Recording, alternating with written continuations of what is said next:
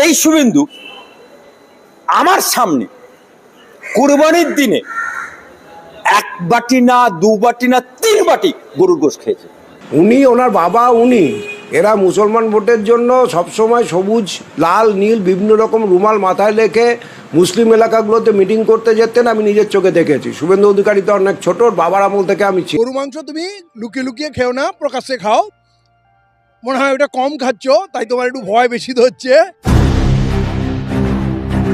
তৃণমূলের সুবোধ সরকার আর সিপিএম এর বিকাশ ভট্টাচার্য গো মাংস খাবে, রাস্তায় দাঁড়িয়ে হিন্দুদের অপমান করবে আর বলবে আমরা সেকুলার। যে ওদের ভগবান শ্রীরামচন্দ্র গরুর মাংস খেতেন, আমি তাই খেয়েছি। তো 500 বছর মুঘল সাম্রাজ্যে থাকার পরেও যদি হিন্দুরা সংকটে না থেকে থাকে। আজকের শুভেন্দু অধিকারী গরুর মাংস নিয়ে কথা বলছে। নন্দীগ্রামে যখন 14 মার্চ ঘটনা ঘটে, 14 মার্চ ভোরবেলা আমরা গেছিলাম, রবীন্দ্রনাথ দেবনাথ, হোসেন গাজী আরো 3-4 জন আমরা গেছিলাম। শুভেন্দু অধিকারী ওখান থেকে নিয়ে যায় এবং ফারুকের বাড়িতে প্রথম দুপুরে খাওয়া হয়, সেদিন গরুর মাংস খেয়েছিল শুভেন্দু অধিকারী। গরু আমাদের মাতৃ, ঠিক আছে মা, তাহলে মা যখন বুড়ি হয়ে যায় তাহলে তাকে কাটতে বলবো? আমার বাড়ির মা যখন মায়ের যখন প্রোডাক্টিভিটি কমে যায়, মা যখন অসুস্থ হয়ে পড়ে, বুড়ি হয়ে যায়, আমরা মাকে বিক্রি করে দেবো? মাকে কাটতে দেবো? কিন্তু এখানে শুভেন্দু অধিকারীর ভূমিকাটা কি? শুভেন্দু অধিকারী এটা ডবল ইঞ্জিন সরকার, কেন্দ্র থেকে অর্ডার দিচ্ছে, সেই অর্ডারটা ইমপ্লিমেন্ট হচ্ছে, অনেকটা চিফ এক্সিকিউটিভের মতো। যখন মানুষের কাছে মুদ্রা গরুর গোশত খেতে পারবো হ্যাঁ কি না, আরে রুজি রুটি শিক্ষা চাকরি ব্যবস্থা কথা ভাবুন, কথা বুঝে আসছে। আপনার যা পছন্দ, আপনার দেশ আপনাকে খাবার রাইট দিচ্ছে, আপনি খাবেন। শুধু একটা আতঙ্ক তৈরি করা, এই আতঙ্ক তৈরি করে দিয়ে ওই যে যত বড় বড় কোম্পানি আছে, সে কোম্পানিতে যাতে এই গরুকে সাপ্লাই করা যায়, এটা একটা পরিকল্পনা। বলছিলাম কি, শুভেন্দু অধিকারী দাদা, আপনি গরুর মাংস খেলে সমস্যা নাই, আরেকটা মুসলিম ভাই যার ধর্মে গরুর মাংস খাওয়া জায়েজ এবং কোরবানি করা জায়েজ, সে করতে পারবে না? আপনি হিন্দু হইছেন, ভালো কথা, আপনি হিন্দু ঘরে জন্মাইছেন, আপনার গরুর মাংস খাওয়া নিষেধ, তো আপনি খাচ্ছেন, আপনি মজা নিতেছেন। গরুর মাংস তো আসলেই অনেক মজা, গরুর মাংস আসলেই অনেক স্বাদ। যারা বলে না যে গরুর মাংস আসলে গো মারা যাবে না, গোকে কোরবানি করা যাবে না, গরুকে কোরবানি করা যাবে না, আপনারা একদিন গরুর মাংস দিয়ে মানে একটা বিরিয়ানি খেয়ে দেখেন যে আসলে কেমন স্বাদ। বিরিয়ানি একটু খেয়ে দেখেন, গরুর মাংসের সামনে কোনো বিরিয়ানি হয় না, এত স্বাদ। তো সেই এত স্বাদ কেন মাঝখানে ভাইরাল হয়েছিল না, সেই স্বাদ। তো সেই স্বাদের সেই খাবারটি শুভেন্দু অধিকারী কিন্তু সামলাতে পারেননি, লোভ সামলাতে পারেননি, তিনি কিন্তু খেয়েছেন। তিনি সেই স্বাদের সেই গরুর মাংস খেয়েছেন, সেই ভিডিও ফুটেজ কিন্তু আমরা এতক্ষণ দেখলাম। এখন কথা হচ্ছে, এখানে মুসলিমদেরকে যে শাস্তি দেওয়ার জন্য বা তারা যেন তাদের ধর্মটাকে ঠিক মতন মানতে না পারে, সেই কারণে যে এরকম মানে নতুন করে আবার সিস্টেম চালু করা হয়েছে, বিষয়টি কিন্তু এরকম না। এখানে ঝামেলায় পড়ে গেছে অলরেডি, প্রচুর পরিমাণ হিন্দু সংখ্যালোক ঝামেলায় পড়ে গেছে, যারা এই কোরবানিকে উদ্দেশ্য করে লোনে টাকা নিয়ে বিভিন্ন জায়গা থেকে গরু কিনছে এবং সেই বাচ্চা গরুগুলিকে আস্তে আস্তে খাইয়ে পরিয়ে বড় করেছে, যত্ন করছে, সেই গরুগুলিকে খাবার খাওয়াইছে। সে গরুর খাবারের যে এখন কি দাম, সেই টাকা দিয়ে কষ্টে মাথার ঘাম পায়ে ফেলানো, সেই কষ্টের টাকা দিয়ে, সেই লোনের টাকা দিয়ে গরুকে তারা খাবার খাইয়েছে, যে কোরবানি আসলে কোরবানিতে বিক্রি করবে এবং তারা টাকা পয়সা ইনকাম করতে পারবে সেখান থেকে, এবং সেই টাকা দিয়ে তারা লোন শোধ করবে। কিন্তু কিছুতেই কিন্তু পারতেছে না, সেই লোন কিন্তু শোধ করতে পারতেছে না, কারণ শুভেন্দু অধিকারী কোরবানি যেই মুসলিমরা করবে সেই কোরবানি করা অলরেডি, বিশেষ করে গরু দিয়ে কোরবানি করা বন্ধ করে দিয়েছে। এখন মুসলিমদেরকে শাস্তি দেওয়ার জন্য কোরবানির গরু বন্ধ করেছেন। তো মুসলিমদের তো আরও 4-5 জিনিস আছে, তারা তো উট দিয়ে কোরবানি দিতে পারবে, দুম্বা দিয়ে কোরবানি দিতে পারবে, ছাগল দিয়ে কোরবানি দিতে পারবে। কিন্তু এই যে আপনার একই ভাই, আপনার হিন্দু ভাই, তারা যে গরুগুলি পালন করলো, তারা যে কষ্ট করে এত বড় করলো, লোনে টাকা নিয়ে গরুগুলিকে অনেক বড় করলো, সেই লোনের টাকা তারা কেমনে পরিশোধ করবে? তারা তো শুভেন্দু অধিকারীর সেই নবান্নে গরু ঢুকিয়ে দিয়ে আসবে, এমনটি কিন্তু বললেন, আমরা সেই ভিডিও কিন্তু দেখেছি। তো চলেন দাদা, আপনি গরুর গোশত খান, মুসলিমদেরকে খেতে হবে না, বিষয়টি এরকম আসলেই করা একদম উচিত হয়নি। এখন তো বর্তমানে সবাই পশ্চিমবঙ্গে বিজেপি হয়ে গেছে। যারা এতদিন মমতা ব্যানার্জির টিএমসিতে ছিল তারাও এখন বিজেপি। এখন ওই এক মুসলিম ভাই যদি কোনোভাবে গরু একটি কিনে রাস্তা দিয়ে নিয়ে যায়, বা কোনো হিন্দু ভাইও যদি বাজারের উদ্দেশ্যে নিয়ে যায় গরু বিক্রি করার উদ্দেশ্যে, বা মুসলিম ভাই কিনে বাড়ি নেওয়ার উদ্দেশ্যে, তো প্রতিমধ্যে কিছু বিজেপির লোক, একদম বিজেপির, এটা আমি চোখে আঙুল দিয়ে দেখাই দিতে পারবো, বর্তমানে বিজেপি লোক ছাড়া এরকম রাস্তাঘাটে গরু ধরে রাখা, গরু ছিনতাই করে রাখা, এটা কারো সাহস নয়, অন্য কোনো দলের বর্তমানে সাহস নাই, একমাত্র বিজেপি বর্তমানে এটা করে। আর শুভেন্দু অধিকারী প্রথম দিকে মুসলিমদেরকে খুব, মানে এই যে ভিডিও আমরা দেখলাম যে মুসলিমদের জায়গায় জায়গায় গিয়ে তাদের পাগড়ি টেগড়ি পরে তাদেরকে ভোট চেয়ে, তাদের ভোট নিয়ে, মানে তাদেরকে পটিয়ে, তো এখন যেই ক্ষমতায় পেয়ে গেছেন অমনি তাদেরকে ভুলে গেছেন মুসলিমরা আমাকে ভোট দেয়নি, আমাকে সব হিন্দু ভাইয়ের। এটা কি ঠিক? ক্ষমতা তো সারা জীবনের জন্য না। এই 5 বছর পর আপনার কী অবস্থা হবে? মমতা ব্যানার্জির 15 বছর ক্ষমতায় থাকার পর মমতা ব্যানার্জি এখন বর্তমানে কাউকে মুখ দেখাইতে পারতেছে না। আপনি 5 বছর ক্ষমতায় থাকার পর আপনি কীভাবে মুখ দেখাবেন যদি এইরকম অত্যাচার নির্মমভাবে আপনি চালাইতে থাকেন পশ্চিমবঙ্গের মানুষের উপর? আপনি মুসলিমদের অত্যাচার করেন, ভালো কথা করবেন, কিন্তু আপনি যে হিন্দুদেরও উপরও যে একইভাবে অত্যাচার চালাচ্ছেন, প্রত্যেকটা হিন্দু, এই যে যারা গরু বিক্রি করতে পারতেছে না তারা বলতেছে যে আমরা গলায় দড়ি দেওয়া ছাড়া আমাদের কোনো উপায় নেই। শুভেন্দুবাবু এখনও এই আইনটি তুলে নিন এবং ভালো হয়ে যান। চলেন আমরা সেই ভিডিও দেখি। যে এখন মানুষের কাছে মুদ্রা গরুর গোশ খেতে পারবো হ্যাঁ কি না। আরে রুজি রুটি শিক্ষা চাকরি ব্যবস্থা কথা ভাবুন, কথা বুঝে আসছে। আপনার যা পছন্দ, আপনার দেশ আপনাকে খাবার রাইট দিচ্ছে, আপনি খাবেন। শুধু একটা আতঙ্ক তৈরি করা, এই আতঙ্ক তৈরি করে দিয়ে ওই যে যত বড় বড় কোম্পানি আছে সে কোম্পানি যাতে গরুকে সাপ্লাই করা যায়, এটা একটা পরিকল্পনা। আর এই রাস্তায় আপনাকে প্রেশান করবে তারা। আপনি যদি এগুলোকে গুরুত্ব না দেন তাহলে দেখবেন ওরা আস্তে আস্তে প্রেশান করা থেকে পিছপা হয়ে যাচ্ছে। আপনি গুরুত্ব দিচ্ছি বলেই তোরা আমাদেরকে বেশি প্রেশান। বাজারে যেতে হবে, যে দেখতে হবে, এবং পঞ্চায়েত থেকে সিস্টেম করে দিতে হবে বাজারে যে বাজারগুলো হয় সেই বাজারগুলোতে 14 বছরের কমে যেন কোনো গরু না নাবে, কোনো পশু যেন না আসে, এটা সরকারের দায়িত্ব নিতে হবে। 5 বছরের জন্য কেউ সরকার, কাল 5 বছরের জন্য অন্য কেউ সরকার। সরকার যদি ক্ষমতায় আসার পরে কোনো সংবিধান বিরোধী বা কোনো ধর্মীয় ভাবাবেগে আঘাত দেয়, সেটার জন্য আইন ব্যবস্থা, সংবিধানই আমাদেরকে রাইট দিয়েছে আন্দোলন করার, সেটা আলাদা রাস্তা। সরকারিভাবে কোনো ঘোষণা দেওয়া হয়েছে বলে আমার জানা নাই। ধর্ম, আপনার উৎসব আপনার কাছে যেমন, আপনার ধর্মীয় উৎসব করতে গিয়ে অন্য কারোর উপর ডিস্টার্ব না হয় সেটাকেও মাথায় রাখা দরকার। ব্যাপারটা হচ্ছে ভারতবর্ষে যত বড় বড় এই এক্সপোর্ট ইম্পোর্ট হয়, রপ্তানি হয় গরুর গোস্তর, সবটাই কিন্তু অমুসলিমদের, যত বড় বড় আছে।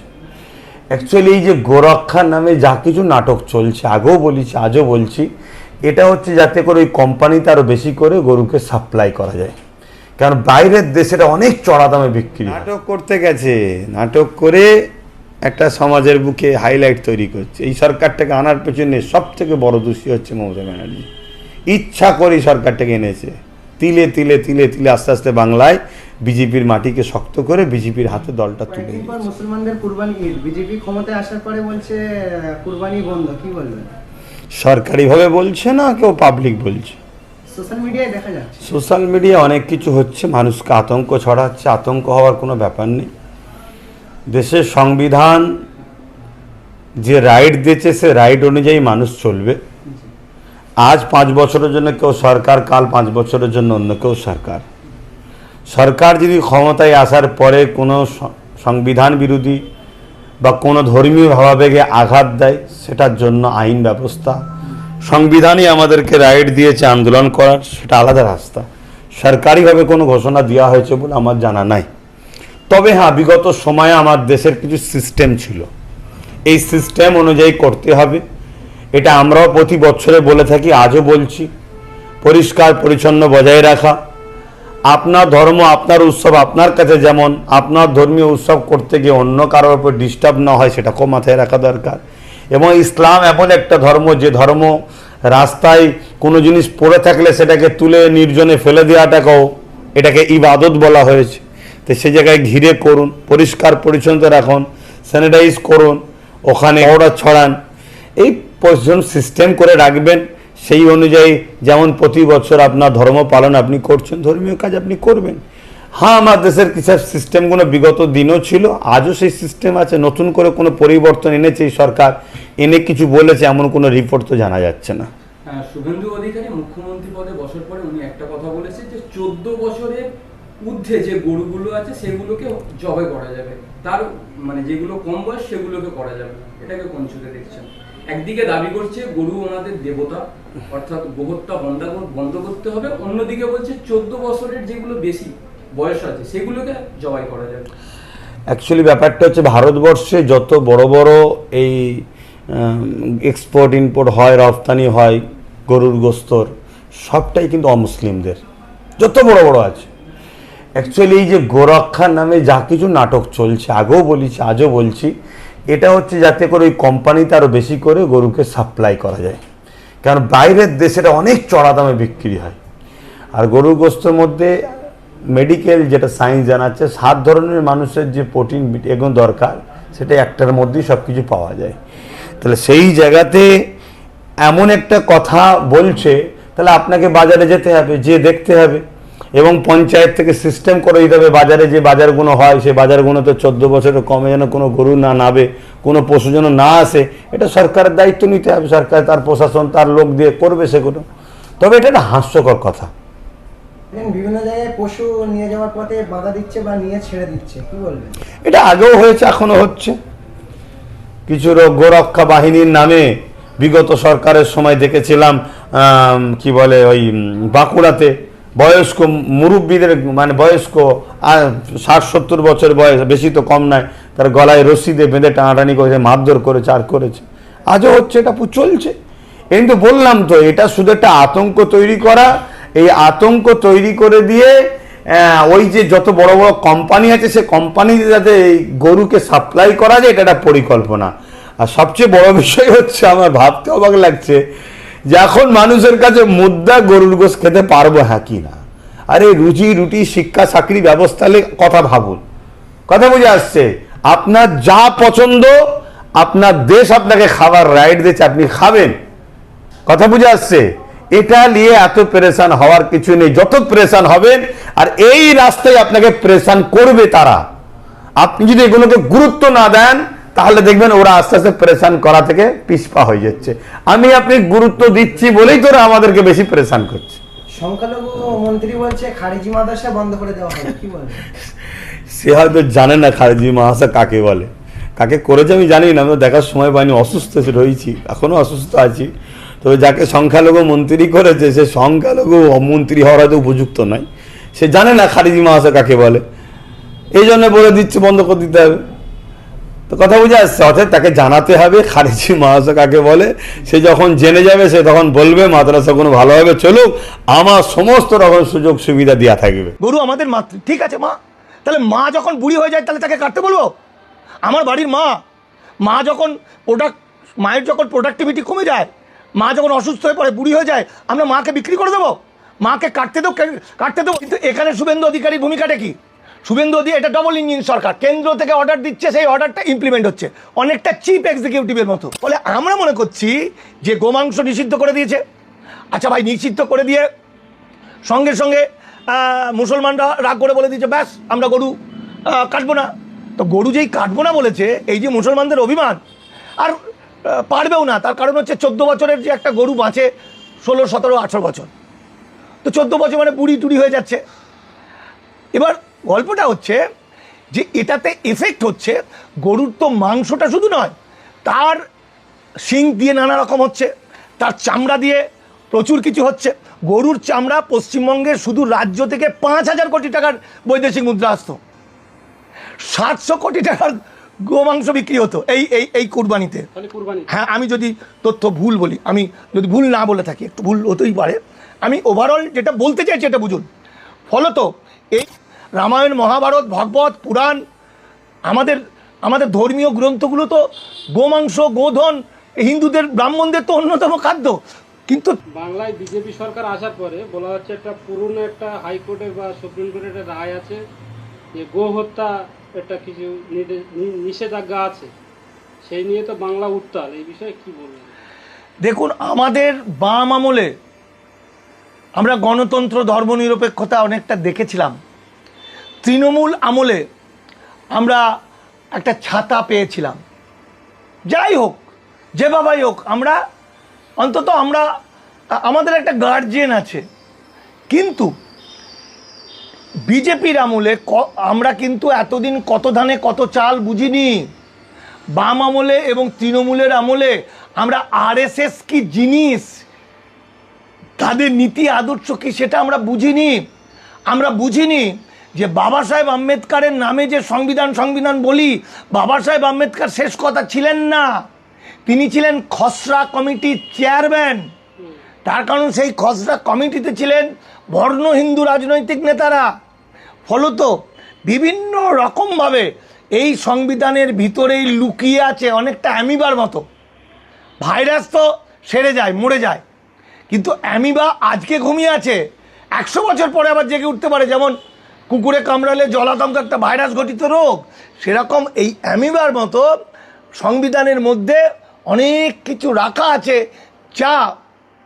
যেটা থেকে আজকে ইমপ্লিমেন্ট হচ্ছে, যেটা ওরা চেয়েছিল। আরএসএস বিজেপি তখন ছিল না, হিন্দুত্ববাদীরা সংবিধান প্রকাশের আগেই চেয়েছিল, যে কারণে সংবিধানের ভিতরেই আছে ইউসিসি, সংবিধানের ভিতরেই আছে গোহত্যা নিষিদ্ধ, সংবিধানের ভিতরেই আছে 341 নম্বর অনুচ্ছেদ, 1950 সালের 10ই আগস্ট, তার আগে যারা এই ভারতের শিডিউল কাস্ট তারাই একমাত্র শিডিউল কাস্ট। আরও অনেক কিছু আছে যেগুলো আরএসএস ইমপ্লিমেন্ট করছে। বুঝতে হবে যে আরএসএস একটা পৃথিবীর সবচেয়ে বড় সংগঠন, এবং এই সংগঠনটা মুখের কথা নয়, এটা একটা অত্যন্ত শৃঙ্খলাপরায়ণ। তারা তাদের আদর্শ, তাদের নীতির জন্য তারা জীবনের শেষ দিন পর্যন্ত লড়াই করে যেতে পারে। তারা কিন্তু হিন্দুত্ববাদী মনুবাদী, তারা ঋষি মনুকে তাদের শ্রেষ্ঠ আইনজ্ঞ বলে মনে করেন, এবং তারা যে আইনগুলো প্রণয়ন করছে সমস্তটাই সংবিধান অনুসারে, কোনোটা কিন্তু জোর করে করছে না। আজকের শুভেন্দু অধিকারী, আজকে মুখ্যমন্ত্রী কি করবে? আমরা তো ডবল ইঞ্জিন সরকার এনেছি। আগে কি ছিল? আমাদের যুক্তরাষ্ট্রীয় কাঠামোর মধ্যে থেকেও, যদিও কেন্দ্রের আইন রাজ্য সরকার মানতে বাধ্য, তবুও পশ্চিমবঙ্গ সরকার সে স্বাধীনভাবে অনেক কিছু লড়াই করে তৈরি করত, তাই তো? কিন্তু এখানে শুভেন্দু অধিকারীর ভূমিকাটা কি? শুভেন্দু অধিকারী এটা ডবল ইঞ্জিন সরকার, কেন্দ্র থেকে অর্ডার দিচ্ছে, সেই অর্ডারটা ইমপ্লিমেন্ট হচ্ছে, অনেকটা চিফ এক্সিকিউটিভের মতো। তার ইচ্ছা অনিচ্ছার সামান্য মর্যাদা থাকতে পারে, কিন্তু পুরোটা নয়। শুভেন্দু অধিকারী যদি ইমপ্লিমেন্ট না করে, তাহলে অন্যজন এসে ইমপ্লিমেন্ট করবে, অশোক কীর্তনিয়ার মতো কেউ এসে ইমপ্লিমেন্ট করবে।